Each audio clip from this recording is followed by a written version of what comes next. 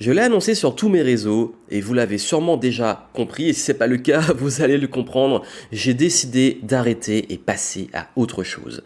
Et oui, changement de vie, perdre du feu sacré, faire de la place pour laisser place à la nouveauté, des alignements avec mes pairs, avec le marché, une certaine aussi lassitude, une certaine fatigue, un besoin de retour aux sources, un besoin de nouveaux challenges, un appel vers la nouveauté, toutes ces raisons que je vais développer dans ce podcast. Bienvenue dans le podcast Game Entrepreneur, ici Joanne Yangting et aujourd'hui je vais vous parler des 7 raisons qui me font arrêter et passer à autre chose. Je ne vais pas me répéter sur ce que j'ai déjà dit en vidéo sur ma chaîne YouTube et sur les différents réseaux sociaux.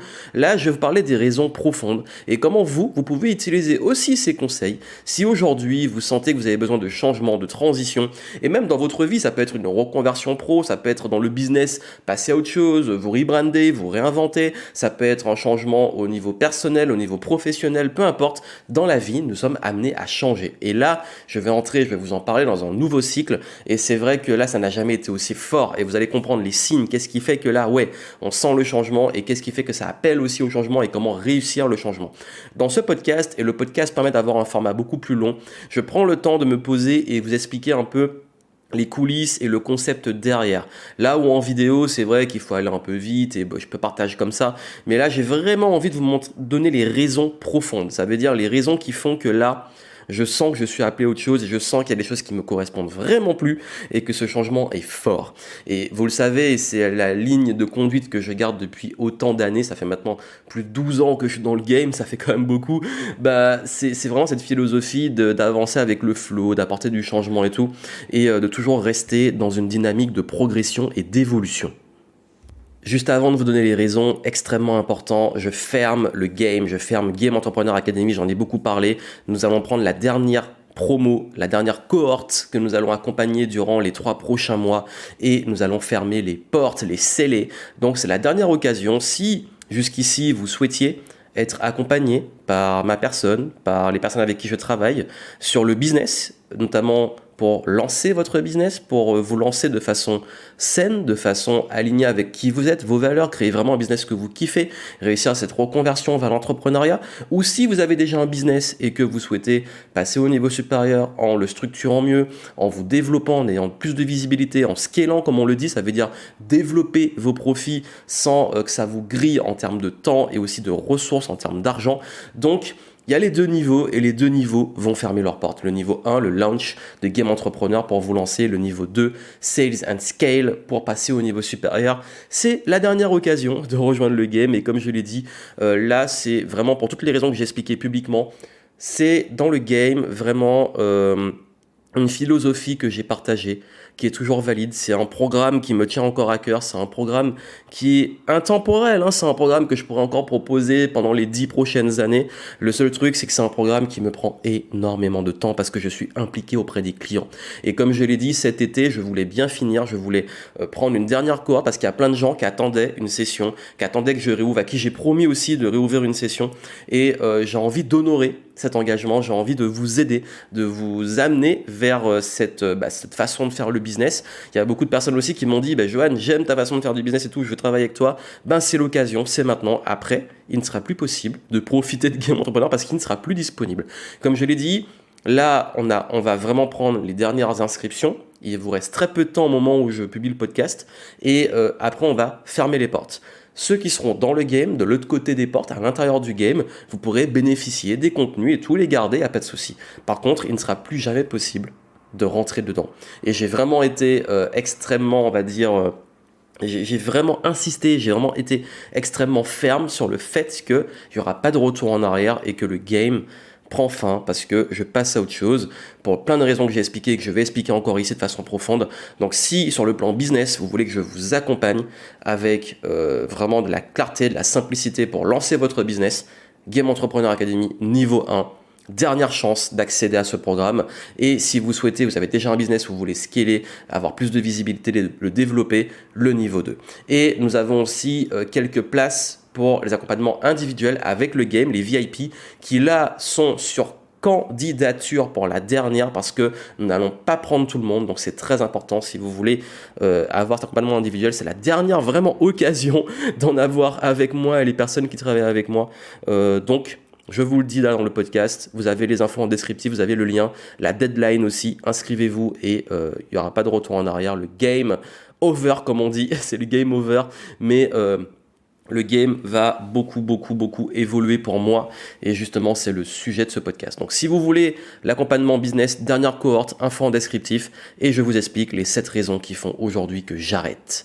La première, et celle-ci est extrêmement importante et je l'ai beaucoup exprimée, c'est aussi une question de timing et d'âge. Ça veut dire que, je ne sais pas si vous connaissez les cycles, les signes, je pense que vous connaissez, si je vous dis signe chinois, vous connaissez. Et moi je suis du signe du lièvre. Et nous allons entrer dans l'année du lièvre en 2023. Ce qui fait que c'est un cycle de 12 ans, parce que les signes basés sur le calendrier lunaire, ce sont des signes qui reviennent tous les 12 ans. Et tous les 12 ans, nous avons ces gros changements de vie. Donc on a, oui, tous les ans, on a nos anniversaires classiques. On a parfois aussi, j'ai beaucoup de multipotentiels de personnes, des cycles de 3 ans où on sent, là, on a pas besoin de se réinventer. Mais tous les 12 ans, c'est carrément une grosse crise existentielle. Donc ça arrive aux portes, donc à 24 ans, aux portes de... Et c'est très fréquent, hein, aux portes du quart de siècle, des 25 ans. Donc à 24 ans, moi c'est là où j'ai commencé vraiment à être à plein temps sur mon business. Donc mon cycle d'avant était le moment où je me suis lancé. Je me rappelle aussi quand j'avais 11 ans et que j'ai passé au cycle de 12 ans. 12 ans, c'est quand on on rentre dans l'adolescence, gros changement de vie, grosse perspective.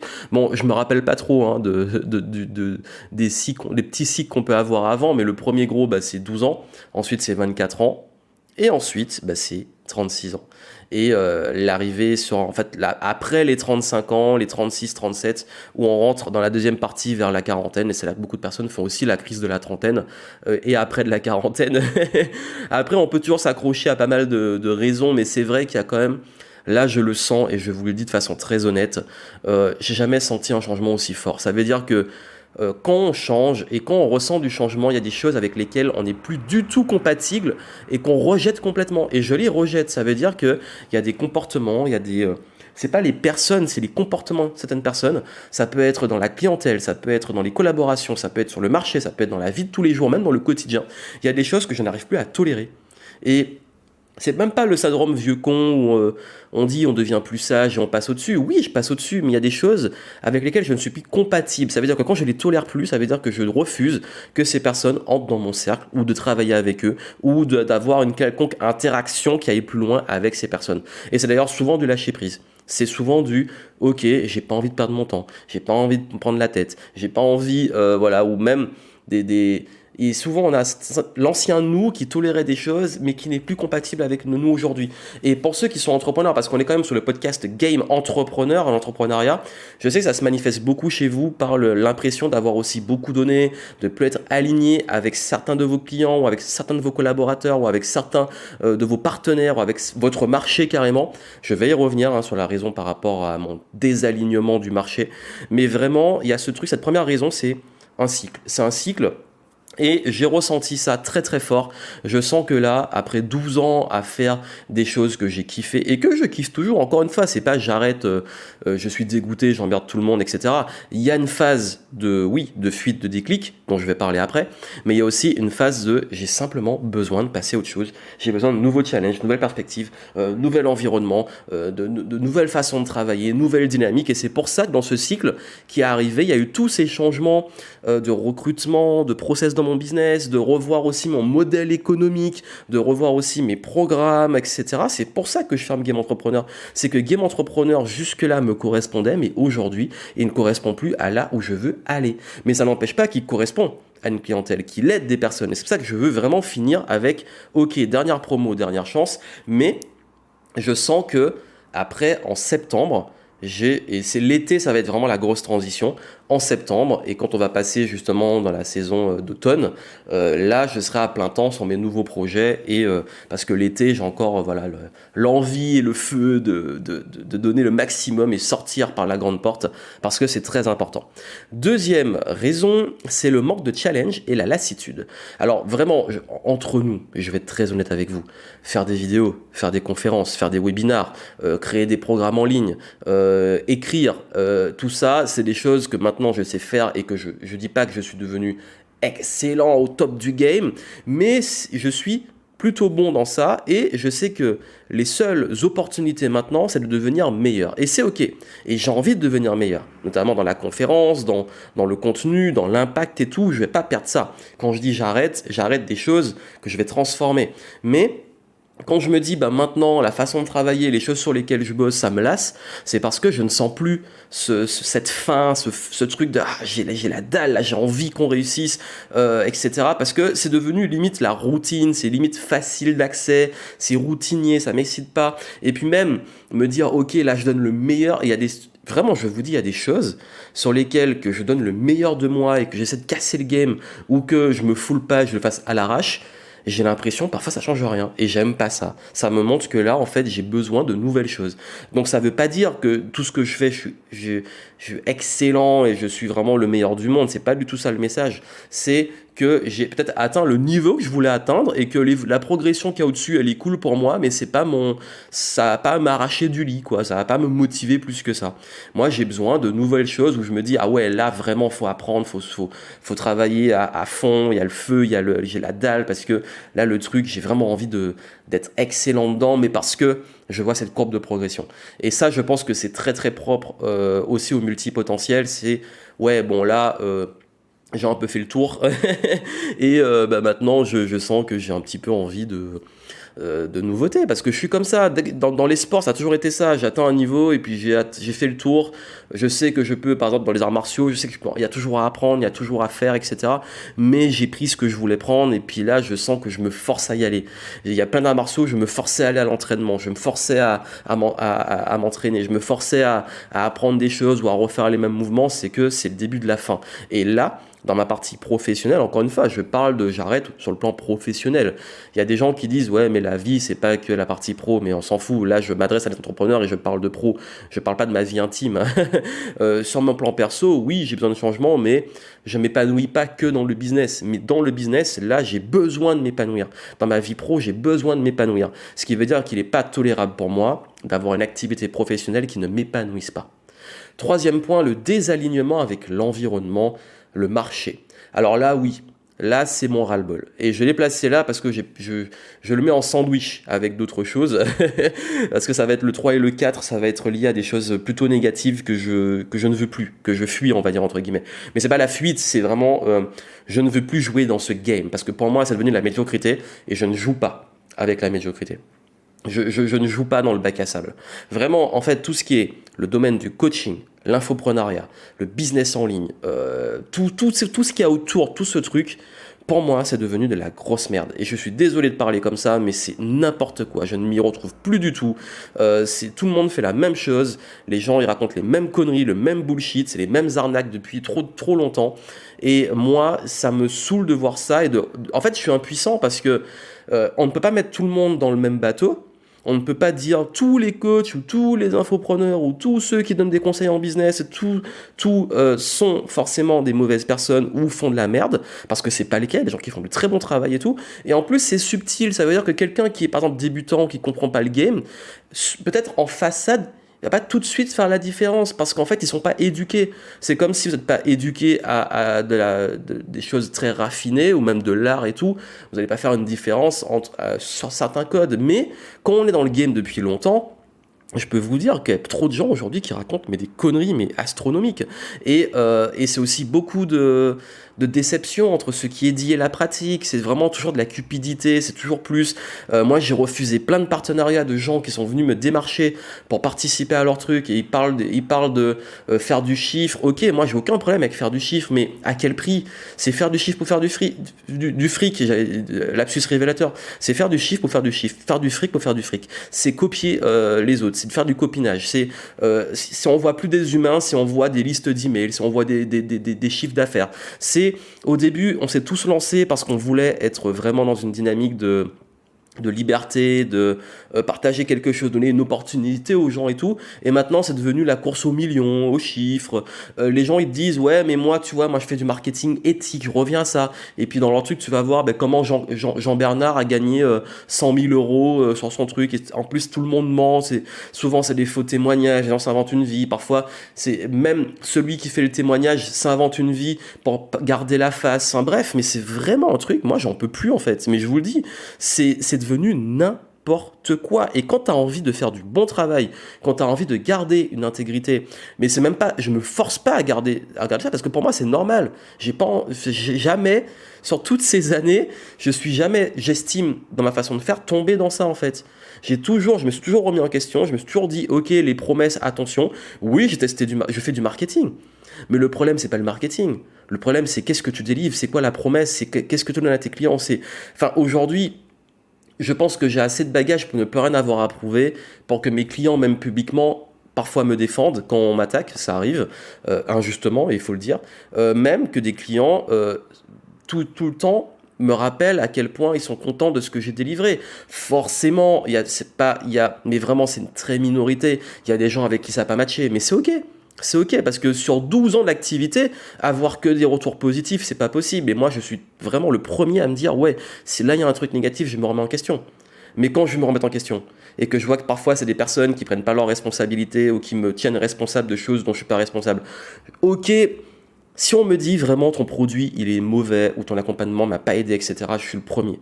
Mais quand on a donné les meilleurs et que la personne a des choses qui ne nous appartiennent pas et qu'on a aidé, il y a des clients qui parfois n'ont pas eu les résultats, et ça arrive, mais qui sont contents parce qu'ils disent c'est pas notre responsabilité.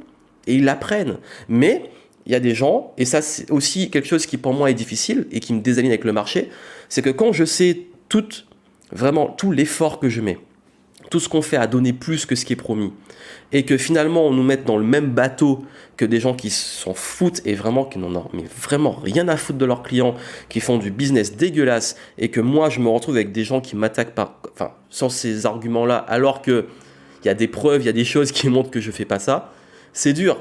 Mais c'est ce qui fait aussi, et je vous explique, je suis transparent avec vous dans le podcast, c'est ce qui fait que là, je trouve que c'est grave ce qui se passe. Parce que c'est grave dans un sens, parce que des gens qui font du bon travail, qui font les choses qui ont vraiment envie d'aider les gens et qui font vraiment d'excellentes formations, qui font de la qualité et tout, à un moment, ils vont tous se barrer, ils vont tous en avoir marre parce que tout ce qui domine aujourd'hui, c'est du bullshit. Et là où j'en veux, c'est pas que les arnaqueurs, il y en a toujours eu. Les gens qui profitent des autres, il y en a toujours eu. Mais c'est qu'il y a un public aussi qui demande ça. C'est qu'il y a un public qui encourage ça et qu'il y a un public qui, à force de mettre en avant des gens qui n'en ont rien à foutre dans l'accompagnement, qui font n'importe quoi, et juste par course de la cupidité, ils vont là où ça brille le plus et là où c'est le plus dégueulasse, et que derrière après ils viennent se plaindre, ouais mais on m'a pris plein de milliers d'euros et maintenant moi, je suis à zéro et tout et je peux pas te payer ton accompagnement, mais toi t'as l'air éthique et tout, tant pis pour toi, j'ai envie de dire, mais vraiment tant pis pour toi. Tu es allé là pour des raisons, tu es grand, tu es un adulte, tu as pris tes décisions. Mais je ne suis pas responsable s'il y a des gens qui font de la merde dans ce marché, vraiment. Et ça, je le dis encore, je le dis vraiment dans ces jarrettes, c'est que pour moi, c'est grave.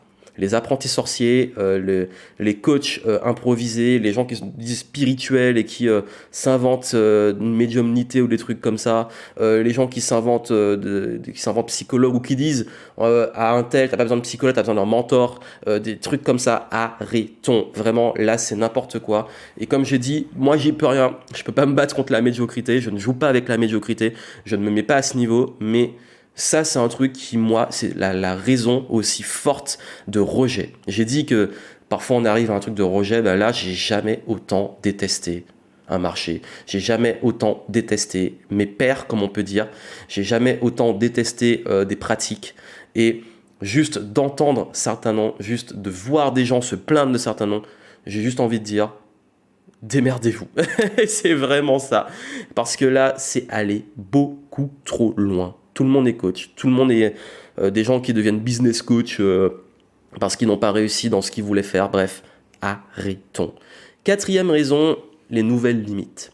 Alors, les nouvelles limites, j'en ai parlé dans mon dernier programme Flow. J'ai fait un module dessus sur la différence entre les limites et les standards et le concept de standard. Si ça vous intéresse, vraiment, allez voir dans le programme.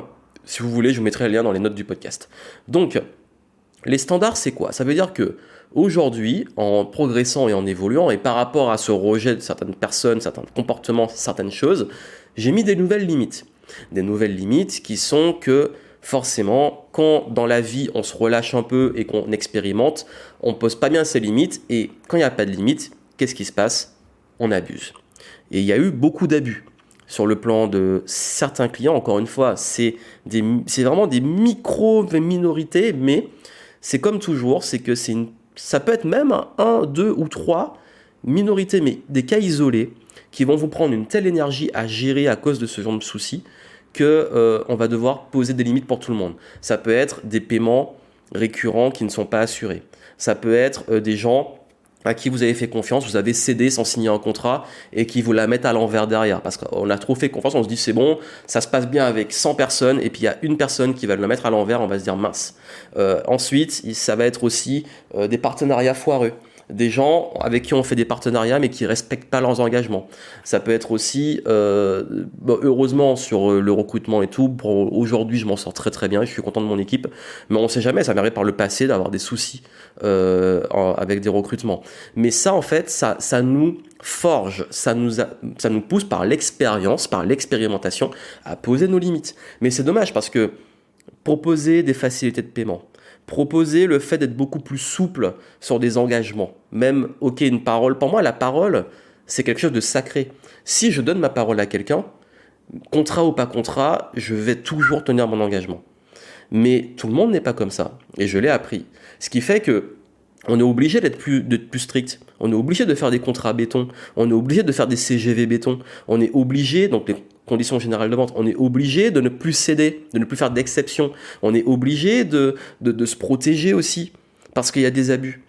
Et c'est dommage, parce qu'il y a des gens qui ne sont pas comme ça, mais avec qui on met tellement de barrières à l'entrée, plus de facilité de paiement, contrats à signer, etc. Alors ça pourrait être beaucoup plus fluide et qui sont honnêtes, mais parce qu'on est obligé, parce qu'on ne sait pas à quoi s'attendre.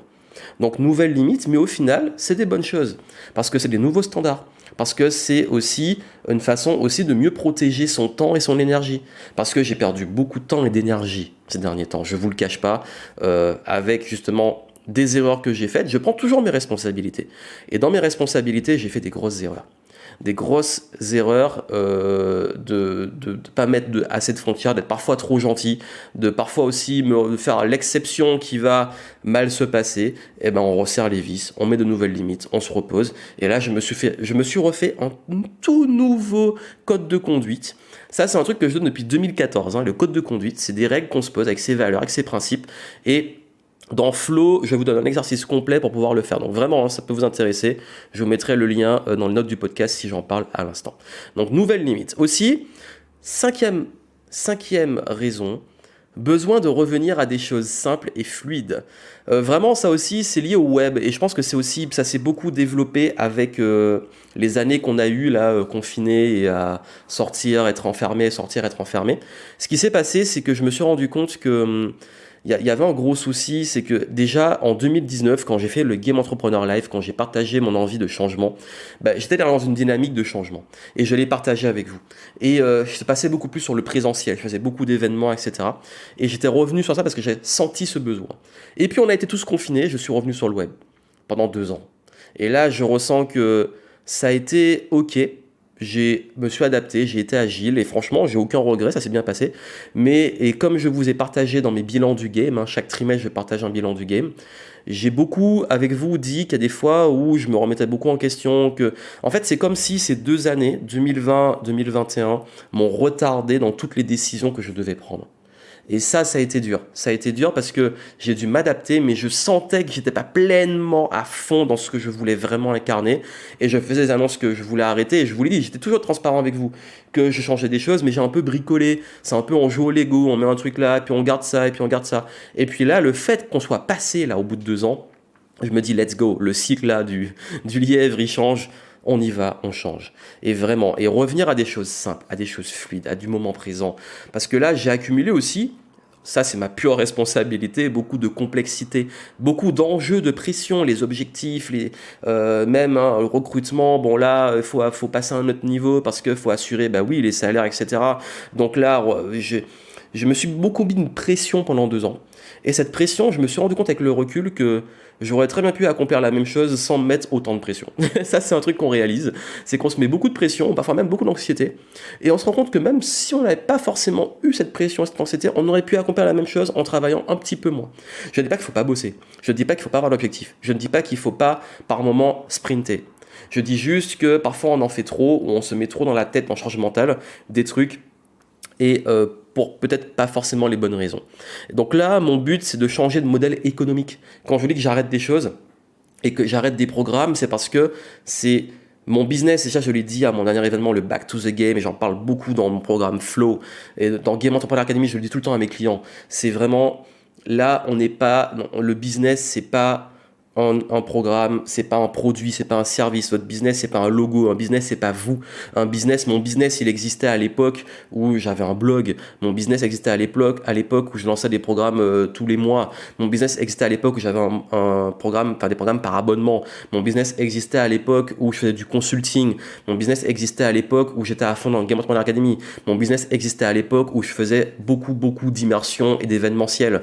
Mon business a toujours existé en changeant de modèle économique, de programme, de produit, de service. Donc c'est ok, et là il va encore changer. 6e raison, laisser de la place. On ne peut pas accueillir la nouveauté si on accumule du trop. Donc les 2 dernières années, oui, j'ai bricolé, j'ai supprimé, j'ai délégué, j'ai remis. En fait, je pense que vraiment, je vous le dis, full transparence, je pense que j'ai pas osé vraiment abandonner. J'étais peut-être pas prêt. Parce que surtout en situation de Covid, d'incertitude, non seulement j'avais pas le temps, parce qu'on était un peu en mode naviguer à vue, mais aussi, et surtout, je pense que j'étais pas prêt. Et c'est quand il y a eu, entre les deux, l'équilibre, parce que c'est toujours le yin et le yang, l'équilibre entre le gros ras-le-bol et des choses qui sont arrivées mais tout est arrivé d'un coup. Je me suis pris, là je vous dis vraiment en 2022, je me suis tout pris dans la gueule d'un coup, de tout ce que je rejetais, que je ne voulais plus, et ça a été très fort. Et le truc, il est vraiment, en fait c'est très marrant à la vie, parce que ça vous l'amène en pleine face, et vous le prenez très fort. Si vous ne comprenez pas ce que je dis, pour vous l'expliquer très simplement, c'est qu'à un moment, j'ai commencé à avoir plein de messages de comportement que je ne supportais plus. J'ai commencé à avoir des gens qui me prospectaient d'une façon du marketing que je déteste. J'ai commencé à être invité chez des gens avec qui je suis désaligné en termes de valeur. Mais tout est arrivé en même temps. Ça veut dire que tous les trucs que je rejetais, je me les suis pris sur une durée de 3 semaines. Ça a été un truc de dingue. Ce qui fait que là, vous dites, ok, ouais, non, là, il faut faire de la place. Ok, on fait le ménage. Parce qu'en fait, je suis responsable de ce que j'attire. Donc je suis très philosophe. La vie te donne l'expérience pour que tu apprennes la leçon et que tu prennes la leçon et tiennes tes engagements. Donc quand la leçon a été vraiment claire et que j'ai senti que j'étais prêt, là, je suis prêt à laisser de la place et à abandonner pour passer à autre chose. Et c'est ça. C'est que là, je vais retirer plein de choses et ça va laisser de la place à la nouveauté. Des nouveaux projets, un nouveau modèle économique, plus d'agilité, de fluidité, de moment présent. Et 7e point, l'appel du monde, l'international. Et oui, ça fait un moment que ça me démange, je crois que je tourne en rond en francophonie et que ça... J'ai tourné, et je vous dis vraiment, j'ai tourné des vidéos en anglais il y a 1 an, toujours pas publiées. Je sais pas pourquoi, j'ai procrastiné, je suis parti sur... Encore une fois, je suis transparent avec vous. Oui, ça m'arrive de procrastiner, oui, même j'ai oublié, c'est là dans un drive, c'est en ligne dans un cloud. Mais j'ai ces vidéos, c'est-à-dire d'une intention il y a déjà 1 an de passer à l'anglais. Et finalement, je passais sur d'autres choses. J'ai refait, en fait, en 2021, j'ai changé tout Game Entrepreneur Academy, la plateforme et tout, et je me suis rendu compte que j'ai fait l'erreur de m'attacher à un truc, de le complexifier, quand je dis complexifier, c'est pour la façon de le gérer. En faisant quoi? En créant une nouvelle plateforme, une V2, etc. Et je me suis dit, c'est cool, ça a plu aux clients, les gens ont kiffé, mais en fait, j'ai fait un changement, mais qui n'était pas vraiment ce que je veux, qui était carrément de le retirer, en fait. Ça veut dire que là, j'ai vraiment retapé à neuf, j'ai retapé à neuf un building, alors qu'en réalité, j'ai besoin de le casser et de construire vraiment quelque chose de nouveau. Et c'est ça qui va se passer. Et l'international, c'est aussi vraiment que là, bah oui, c'est le but, vraiment, ça. l'été et septembre, à partir de septembre, c'est commencer à toucher le public international et lancer des projets à l'international. C'est l'appel du monde, je le sens, ça vibre au fond de moi. J'enregistre ce podcast parce que ça s'entend au niveau du son, etc. J'enregistre dans le sud, j'enregistre ça au Portugal pour tout vous dire. Je ne suis pas présentement en France et je sens que là, oui, j'ai envie de bouger. Donc là, je suis parti en road trip, descendu l'Espagne, le Portugal, toute la côte de Bordeaux jusqu'à le bas du Portugal, donc toute la région, les Algarves, etc. Et vraiment, ça va amener tout ce changement parce que j'avais besoin d'être près de la mer et tout pour ramener ce changement. Parfois, quand je dis qu'il faut changer d'environnement pour se changer soi, c'est ce que je fais. Donc voilà, c'est cette raison principale de changement et je voulais les partager avec vous, que vous puissiez avoir un peu plus, parce que le format podcast se prête plus au fait de développer sa pensée et plus se poser et partager avec vous à la cool en audio. Donc j'espère que ça vous aidera à éclairer un peu ce qui se passe dans ma tête et de mon côté. Et comme je l'ai dit, là nous allons prendre une dernière promo. Et encore une fois, je vous rassure, parce que peut-être que certains se disent, mais en fait, Game Entrepreneur, c'est plus valide, etc. S'il l'arrête, c'est que c'est plus bon, il parlait de complexité. Non, c'est pas du tout ça en fait. C'est que le programme, vraiment, si j'ai lancé une V2 il y a un an, c'est que le programme, il est intemporel. J'ai vraiment créé un programme intemporel. Même s'il y a des choses que je donne dedans qui sont plus d'actualité, des réseaux sociaux, etc. Mais si j'arrête, c'est par rapport à moi, à mon business, au fait que ça prend beaucoup de place et que ça ne me correspond plus. Et que je sais que ce que je vais proposer après, ce ne sera pas pour la cible qui peut être intéressée aujourd'hui par Game Entrepreneur. Donc c'est pour ça que tous ceux qui étaient intéressés, ou qui n'étaient pas au courant et qui seraient intéressés, c'est maintenant. C'est maintenant les amis, c'est maintenant. Et après, le phénix va renaître de ses cendres. L'été, il fait chaud. Là, en ce moment, en plus, là où on est, il fait... Hier, je suis allé en Espagne, à Séville, il faisait 37 degrés. Donc là, niveau burn, brûler l'ancien et faire le phénix renaître, on est en plein dedans, ça brûle. Donc, je vous laisse aller voir en descriptif le lien pour, si vous voulez, rejoindre la dernière cohorte de Game Entrepreneur. Et puis, c'est quoi l'avenir du podcast ?